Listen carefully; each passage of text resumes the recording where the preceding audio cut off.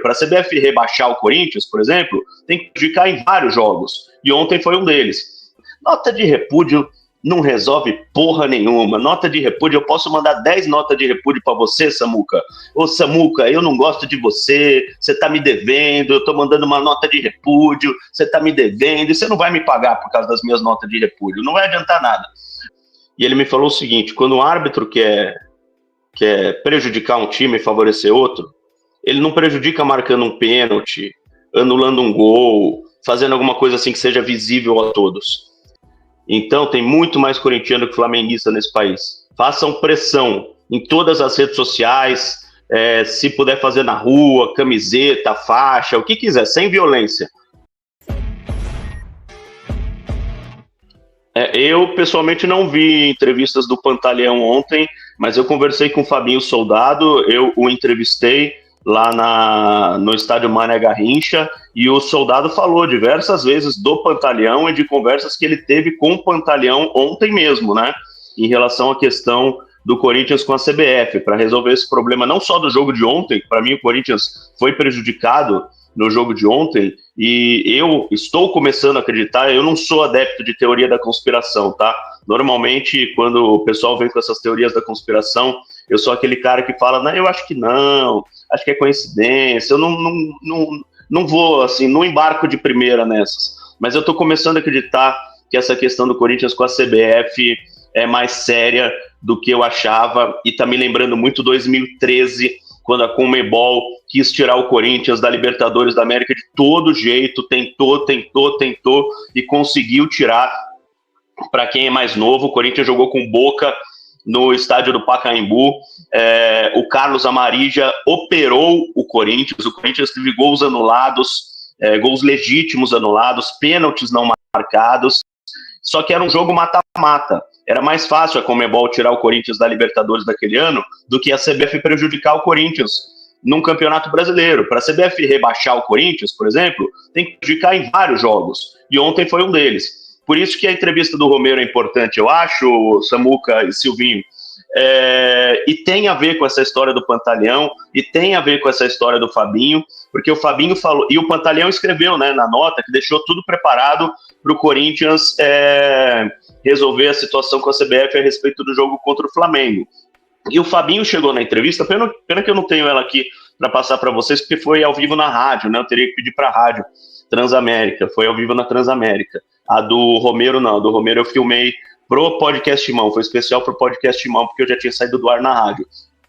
Mas o Fabinho, ele chegou falando que o Corinthians iria enviar uma nota de repúdio, que o presidente tinha ligado para o presidente da CBF e se manifestado. Nota de repúdio não resolve porra nenhuma. Nota de repúdio, eu posso mandar 10 notas de repúdio para você, Samuca. Ô, Samuca, eu não gosto de você, você tá me devendo, eu tô mandando uma nota de repúdio, você tá me devendo, e você não vai me pagar por causa das minhas notas de repúdio, não vai adiantar nada.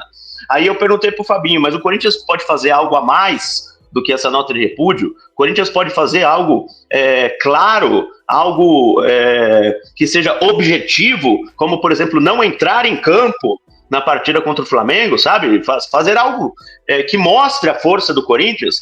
E a resposta do Fabinho foi: vamos conversar com o doutor Pantaleão, que está vendo as possibilidades que teremos para este caso. Então, amigo, por isso que tudo tem uma ligação, entendeu? O jogo de ontem, em que eu creio que o Corinthians foi prejudicado, não deram pênalti no Romero, aliás, foi na minha frente a cotovelada, foi exatamente onde eu estava, a cotovelada que o Romero sofreu. A entrevista que eu fiz com o Fabinho e o pedido de saída do Pantaleão. É impressionante que um dirigente não consegue ficar no Corinthians mais do que 3 meses, com exceção do Marcelo Mariano, lógico, que está lá desde o começo, né?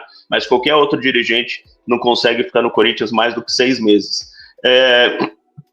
E o caso do Romero foi o seguinte, antes de você colocar no ar, Samuca, o Romero tomou a cotovelada e ficou no chão. E o juizão mandou seguir, né? Fingiu que não viu. E o VAR também, o Nobre Bins lá, o juizão era o Rafael Klein, né? E o VAR era o Nobre Bins, não lembro o primeiro nome dele, Pedro, né? Pedro Nobre Bins, sei lá. Daniel, obrigado.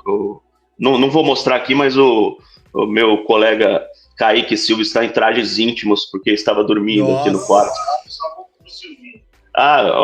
Vou mostrar aqui que o Samuca conhece bastante o Kaique. Aliás, o Kaique foi quem indicou Samuca ao podcast Mão. Olha o naipe da figura aqui, ó. Olha o que a gente tem que passar em viagens como essa.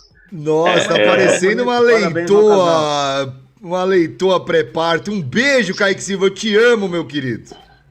Ele mandou um beijo pra você. Não, vocês não sabem como esse figura ronca. É um negócio impressionante. Eu tô 2 dias sem dormir, cara. Mas olha a minha cara aqui.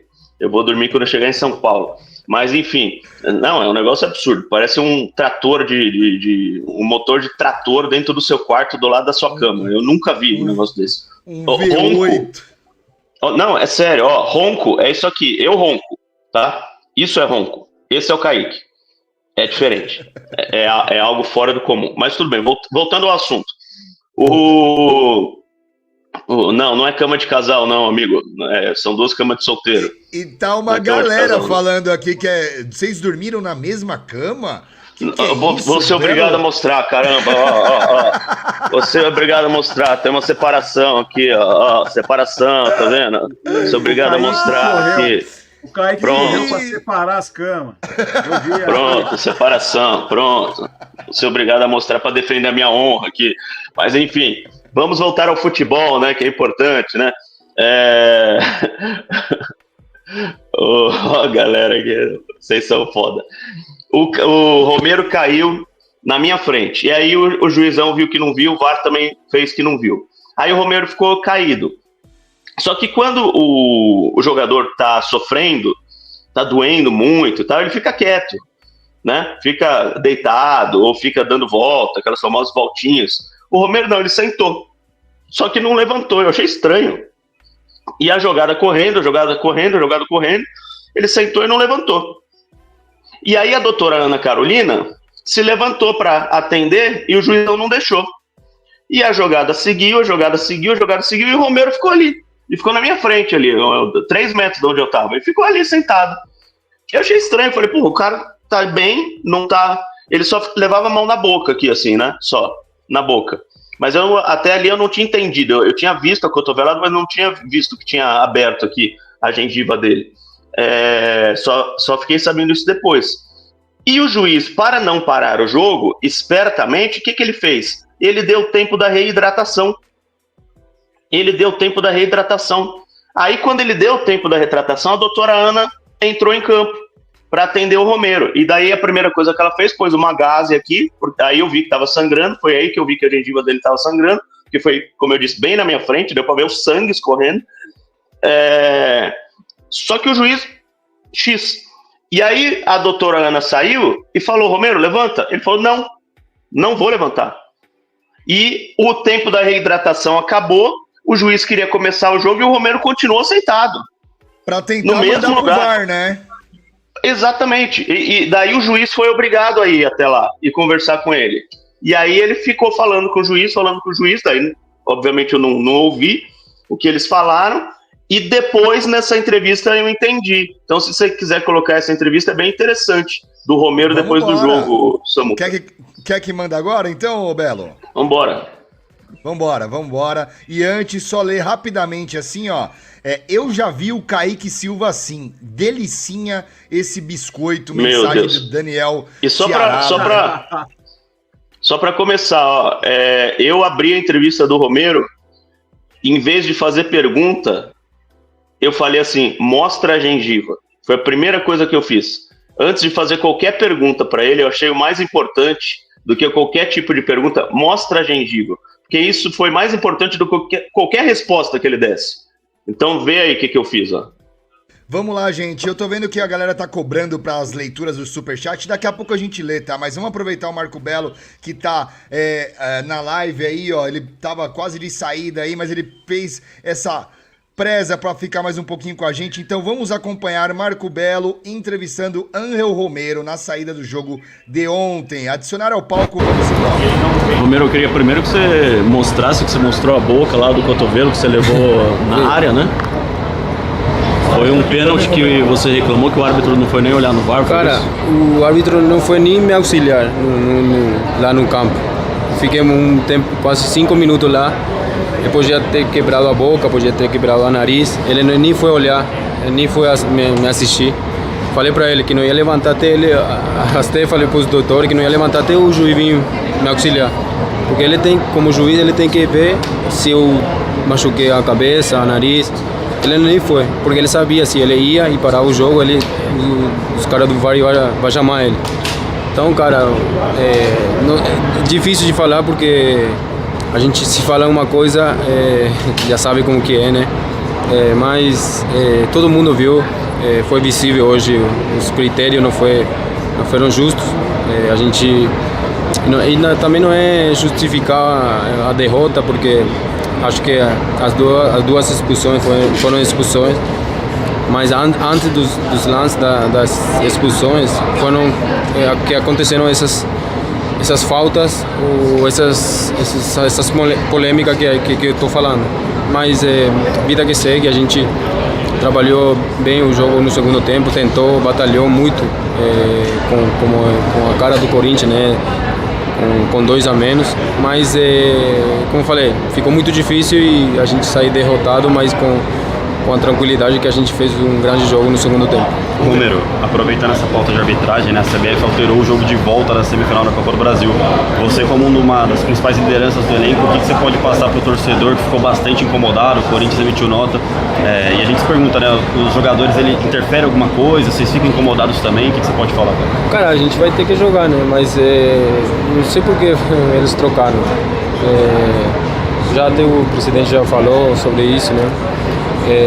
Mas é a decisão deles. Como eu falei, a gente vai ter que brigar contra tudo. A gente está em 2 semifinais e uma das semifinais é aqui no Brasil, né? A Copa do Brasil. Então vai ter que brigar contra tudo. Não tem como, e só falar para a torcida para nos apoiar como eles vêm nos apoiando, porque a gente vai precisar deles também agora. Como sempre precisa, né? Mas mais ainda agora que está tudo em contra, a gente sabe que a ajuda deles é muito importante para a gente e a gente vai entrar em campo pensando neles e pensar em tirar o Corinthians dessa situação o mais rápido possível e chegar na final, se Deus quiser. Romero, o Fabinho falou no pronunciamento que a arbitragem estava um pouco arisca com você, mesmo o capitão não queria deixar você falar muito. Ele chegou a justificar os lances de cotovelado no André Ramalho, no Yuri, até o lance com você? Ele falou alguma coisa ou simplesmente ignorou? Não, porque justamente não queria falar com ninguém. Eu, como capitão, fui falar com ele, perguntar, ele não queria falar com ninguém. Na primeira jogada, na primeira falta do Coronado, ele amarelou. Então, cara, são critérios que é difícil, você não sabe se falar com ele, se ele... Eu fui falar com ele e tomei amarelo, não vou jogar o próximo jogo. Então, cara, fica difícil assim, ele foi levando o jogo, foi visível, foi muito visível, porque ele foi levando o jogo para o adversário. Mas, cara, continuar trabalhando, que a gente vai tirar o Corinthians dessa situação. Confio muito no meu grupo. Hoje a gente mostrou muita coragem, muita personalidade, mesmo com muita adversidade. Até falei aí dentro da roda que estou muito orgulhoso, sinto muito orgulho com esse time aí, porque é difícil, cara, difícil jogar contra tudo assim, desse jeito, um clássico, e todo mundo se doando, todo mundo querendo empatar o jogo. Mas vida que segue, a gente tem aí na quarta-feira uma final, que a gente vai jogar como uma final e sabe que a Fiel está aí com a gente. Romero, com relação à sua renovação, você é um cara que é um líder do grupo, sempre presente quando o Corinthians ganha, quando o Corinthians perde, é o porta-voz do elenco. Como é que está essa questão? Porque até o torcedor corintiano está preocupado com a sua não renovação. Cara, não quero falar de renovação porque não dá para falar agora pela situação, né? A gente não está numa zona confortável no Brasileirão. E a ideia minha é tirar, e a ideia do grupo é tirar o Corinthians dessa situação. Acho que não vai ser muito difícil, vai ser uma conversa aí rápida, acho que se a gente vai renovar ou não, porque tem uma boa relação com a diretoria, então é só sentar no momento certo para ver se a gente renova ou não. Qual o seu desejo? Você sabe. Valeu, Romero, obrigado. Aí a palavra do Romero, eu quero destacar uma frase dele, que ele falou: o juiz foi levando o jogo. Eu quero dar minha opinião que as duas expulsões foram justas, a meu ver, tá? Do André Ramalho e do Fagner. O Fagner foi infantil ao fazer o pênalti, tá? Infantil. Mas um antigo árbitro, vou até falar o nome dele, porque ele não pediu segredo nenhum, Oscar Roberto Godoy, trabalhou comigo durante muito tempo, e ele me falou o seguinte: quando um árbitro quer prejudicar um time e favorecer outro, ele não prejudica marcando um pênalti, anulando um gol, fazendo alguma coisa assim que seja visível a todos. Ele prejudica dando faltinha no meio de campo, invertendo falta, dando cartão amarelo quando o jogador quase nem reclama, assim, abriu a boca pro árbitro, amarelo, que foi o que aconteceu com o Romero e tirou ele do próximo jogo. Ele acabou de falar isso. Ele foi reclamar, amarelo, tirou ele do próximo jogo. É assim que o juiz prejudica um time e favorece o outro. E o Romero soltou essa frase: ele foi levando o jogo. E é exatamente assim. Então, se as expulsões do Corinthians foram justas, poderia haver expulsões do São Paulo também, poderia haver pênaltis também a favor do Corinthians contra o São Paulo também.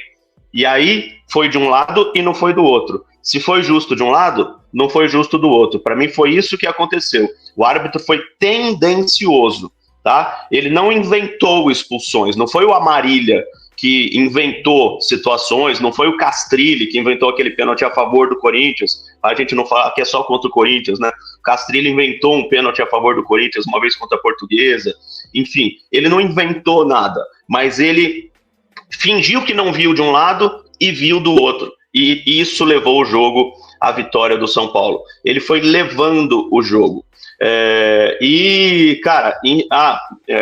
Que eu queria falar, o Romero foi convocado, né, para a seleção paraguaia de futebol, então também vai ser complicado ter a presença dele na partida contra o Atlético Paranaense pelo Campeonato Brasileiro, né, já que o Varmengo lá conseguiu inverter as partidas. Mas enfim, era isso que eu queria deixar, Samu, que eu preciso deixar o programa agora, vou deixar com você, mas já dá um bom material aí para você falar com a galera sobre essa situação em que o Corinthians... Eu não quero crer que a CBF faça esse tipo de coisa. Eu, como jornalista esportivo, como pessoa que ganha a vida através do jornalismo esportivo, através do futebol, eu não quero crer que o futebol seja sujo a ponto da Confederação Brasileira de Futebol prejudicar intencionalmente um time, porque o time está brigando com a CBF a respeito de outros assuntos, né, de televisão, da questão do Flamengo, da questão das datas da Copa do Brasil, e aí a Confederação Brasileira rebaixaria esse time por causa disso. Você não fecha com uma televisão, então você é rebaixado? Eu não quero crer que isso aconteça, não quero, juro que não quero crer, e espero que isso não aconteça. Não vou acreditar nisso, viu, Samuca? Eu vou ser apoliano aqui, não vou acreditar nisso. Eu não quero crer que minha mãe também nunca teve relações com meu pai, mas tá aí, eu e minha irmã no mundo, pra provar o contrário, tá, Belo? E sobre o que você falou inicialmente, da forma, do modus operandi de um juiz quando ele quer ferrar um dos times, engraçado que eu tinha citado o mesmo exemplo, só não pelo Godoy. Eu tinha citado o exemplo do Edilson contando isso pro Cartoloco um pouco antes de você ter entrado na live. E ontem foi claro, Belo. Ontem, o rigor da regra foi aplicado só para um dos lados. Não foi aplicado de forma justa e igual para as duas equipes, tá? Então isso daí é o que deixa o corintiano mais injuriado, tá, Belo? Mas muito obrigado pela sua participação, obrigado pelo vídeo que você mandou. Tem uma palavra final aí pro corintiano, cara? Você tem alguma palavra, seja de alerta, ou seja de uma mensagem positiva? Enfim, solta a voz, mano. Tomem cuidado, olho grande na CBF, olho grande em todas as decisões que acontecerem daqui para frente, estejam atentos e façam pressão. São 35 milhões de torcedores. Tem muito mais corintiano do que flamenguista nesse país, porque flamenguista é tudo segundo time. Então, tem muito mais corintiano que flamenguista nesse país. Façam pressão. em todas as redes sociais, se puder fazer na rua, camiseta, faixa, o que quiser, sem violência, mas o que puder fazer para mostrar que o Corinthians é gigante, é gigantesco e não aceita esse tipo de coisa contra o maior time do país. Então façam pressão, pessoal, da forma que vocês conseguirem, do jeito que vocês conseguirem, no trabalho, em casa, na rua, na internet, onde vocês conseguirem. Eu sei que tem muita gente que não mora em São Paulo que acompanha a gente, que é de fora de São Paulo, que é de fora do Brasil. Faça a pressão, põe uma faixa ali numa ponte em São Francisco, CBF vergonha, faz isso para eles sentirem que o Corinthians é gigantesco e não é com qualquer um que eles estão mexendo, não.